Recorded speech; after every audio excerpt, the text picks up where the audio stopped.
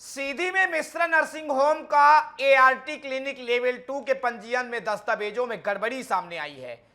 इस मामले में कलेक्टर स्वारिशी सोमवंशी के निर्देश पर कारण बताओ नोटिस जारी किया गया। मुख्य चिकित्सा एवं स्वास्थ्य अधिकारी यानी कि सीएमएचओ डॉक्टर बबीता खरे ने मंगलवार को यह जानकारी दी थी। सीएमएचओ ने बताया कि 8 दिसंबर को कलेक्टर की अध्यक्षता में जिला स्वास्थ्य समिति और जिला एआरटी एंड सरोगेसी समिति की संयुक्त बैठक हुई। इस बैठक में एआरटी क्लिनिक पंजीयन से जुड़े प्रकरणों की विस्तृत समीक्षा की गई है। सीधी जिले में सांसद डॉक्टर राजेश मिश्रा के बेटे डॉक्टर अनूप मिश्रा के एआरटी क्लिनिक लेवल 2 के पंजीयन का आवेदन कलेक्टर और जिला दंडाधिकारी, जिला सक्षम एआरटी और सरोगेसी प्राधिकारी कलेक्टर ने निरस्त कर दिया है। ये कार्रवाई अभिलेखों में गंभीर भिन्नता पाए जाने के बाद की गई है। मुख्य चिकित्सा और स्वास्थ्य अधिकारी डॉक्टर बबीता खरे ने मंगलवार को इस संबंध में आधिकारिक जानकारी दी है।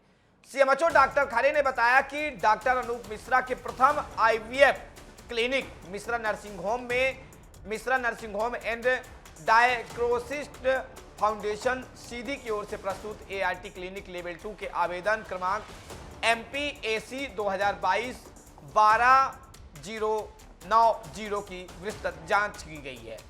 जांच में पाया गया कि आवेदन पत्र में दी गई जानकारी और समिति के समक्ष प्रस्तुत मूल अभिलेखों में स्पष्ट भिन्नता था, यानी कि दोनों मामले अलग अलग दिख रहे थे। इसी आधार पर सहायता प्राप्त यानी कि जननी प्रौद्योगिकी विनियमन अधिनियम 2021 और संशोधन अधिनियम 2022 के प्रावधानों के तहत आवेदन निरस्त करने का निर्णय लिया गया। डॉक्टर बबीता खरे ने यह भी बताया कि इस प्रकरण में मंगलवार को संस्थान के प्रतिनिधि कलेक्टर के समक्ष उपस्थित हुए थे। उस दौरान भी आवेदन में दर्शाए गए दस्तावेज जो है विशेष चिकित्सक डॉक्टर दीपक कुमार शर्मा का पंजीयन प्रमाण पत्र और शैक्षणिक डिग्री की मूल प्रस्तुति नहीं की गई है। इसके बजाय किसी अन्य चिकित्सक के दस्तावेज प्रस्तुत किया गया, यानी कि सीधे सीधे फर्जीवाड़ा जो आवेदन में दिए गए विवरण से मेल बिल्कुल नहीं खा रहे थे। पंजीयन के मूल अभिलेखों के वेरिफिकेशन के लिए डॉक्टर अनूप मिश्रा प्रथम IVF clinic Mishra nursing home Sidhi को 5 दिसंबर को समिति के सामने मूल दस्तावेजों सहित उपस्थित होने का निर्देश दिया गया था। संस्था के प्रतिनिधि में बैठक में पहुंचे, लेकिन समीक्षा के दौरान महत्वपूर्ण विसंगति हम आपको बता चुके हैं जो पाई गई है। जांच में समिति ने पाया आवेदन में दर्ज एनोथेसिया विशेषज्ञ डॉक्टर दीपक कुमार के पंजीयन प्रमाण पत्र और शैक्षणिक योग्यता की मूल प्रतियां नहीं थी। उन्होंने इसके बजाय किसी अन्य डॉक्टर के दस्तावेज प्रस्तुत किए जो आवेदन में उल्लेखित विवरण से मेल नहीं खाते थे। इस त्रुटि पर कलेक्टर के निर्देशानुसार 8 दिसंबर को सीधी सांसद डॉक्टर राजेश मिश्रा के पुत्र को कारण बताओ नोटिस जारी किया गया। संस्थान को 9 दिसंबर को कलेक्टर के समक्ष उपस्थित होकर सभी मूल दस्तावेज प्रस्तुत करने और स्थिति स्पष्ट करने का निर्देश दिया गया। इसी पंजीयन की देरी का मुद्दा पिछले हफ्ते तब सुर्खियों में आया था जब सीधी सांसद डॉक्टर राजेश मिश्रा के बेटे डॉक्टर अनूप मिश्रा और बहू डॉक्टर बीना मिश्रा जन सुनवाई में पहुंचे थे।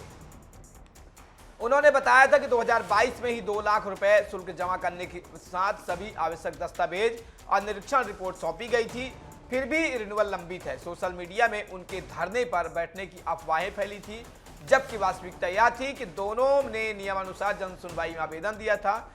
इससे नियमों का स्पष्ट उल्लंघन माना गया है। सीएमएचओ ने स्पष्ट किया कि अधिनियम के नियम 7 के अनुसार यदि संस्था भविष्य में नया आवेदन प्रस्तुत करती है तो पूर्व में जमा की गई आवेदन शुल्क मान्य रहेगा। संस्था को शुल्क दोबारा जमा नहीं करना होगा, लेकिन संपूर्ण प्रक्रिया नियमानुसार नए सिरे से पूरी करनी होगी। गौरतलब है कि इसी पंजीयन को लेकर पिछले हफ्ते सांसद डॉक्टर राजेश मिश्रा के बेटे डॉक्टर अनूप मिश्रा और बहू डॉक्टर बीना मिश्रा जन सुनवाई में पहुंचे थे। उन्होंने 2022 से आवेदन लंबित होने और रिन्यूअल में देरी होने का मुद्दा उठाया था, जिसके बाद मामला सुर्खियों में आ गया था। अब प्रशासनिक जांच और नियमों के अनुपालन के बाद आवेदन को निरस्त किए जाने से पूरे प्रकरण में निर्णायक मोड़ ले लिया है।